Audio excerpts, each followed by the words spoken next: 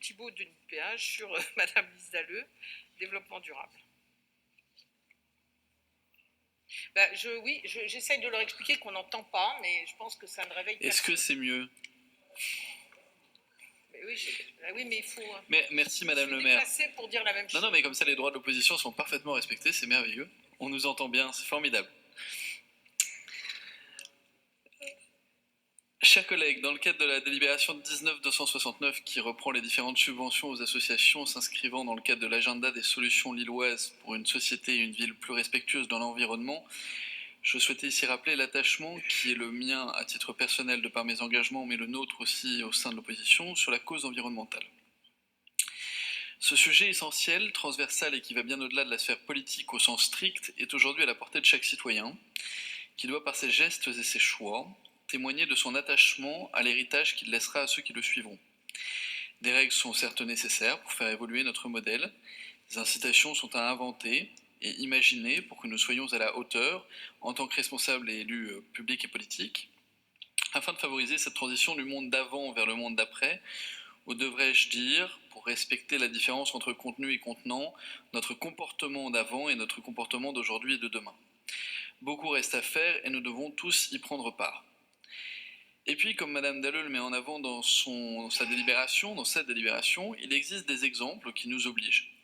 Ceux de citoyens engagés qui, aujourd'hui, dans les structures les plus variées, sont ceux qui font le plus progresser sur le terrain cette cause qui nous est si chère. À travers les différentes structures énumérées dans cette délibération et qui sont engagées dans un changement qui les dépasse et qui pourtant souhaitent y prendre toute leur part, nous voyons se dessiner une énergie nouvelle, citoyenne, positive et profondément verte, qui allie solidarité et avenir durable, qui allie sensibilisation et avenir durable, qui allie sens de la fête et avenir durable, qui allie animation et avenir durable, qui allie finalement l'existence de leur objet social, leur raison d'être, à l'avenir durable.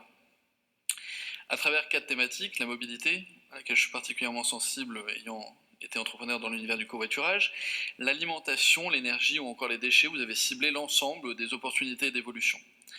En proposant l'attribution sur ces 4 thématiques d'une subvention sur projet aujourd'hui à 4 structures, vous leur donnez quitus de la ville pour poursuivre leur effort, pour les accompagner, pour les encourager.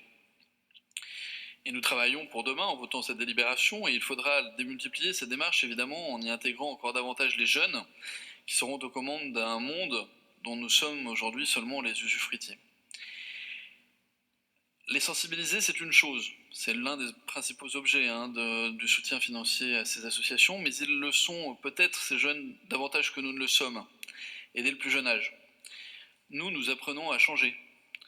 Eux, ils vivent déjà différemment. Il n'y a qu'à voir leur mobilisation et leur changement d'habitude qui déjà bouleversent certains ensembles économiques et certains intérêts. À côté de la sensibilisation mise en place dans le cadre de cette délibération, quid de la valorisation de ce qu'ils auront appris dans des actions concrètes et soutenues politiquement? Comment valoriser leur exemple pour qu'ils soient plus encore moteurs de changement à l'issue de cette sensibilisation? L'accompagnement doit se faire dans une perspective de mobilisation et de valorisation de ce que la formation a semé.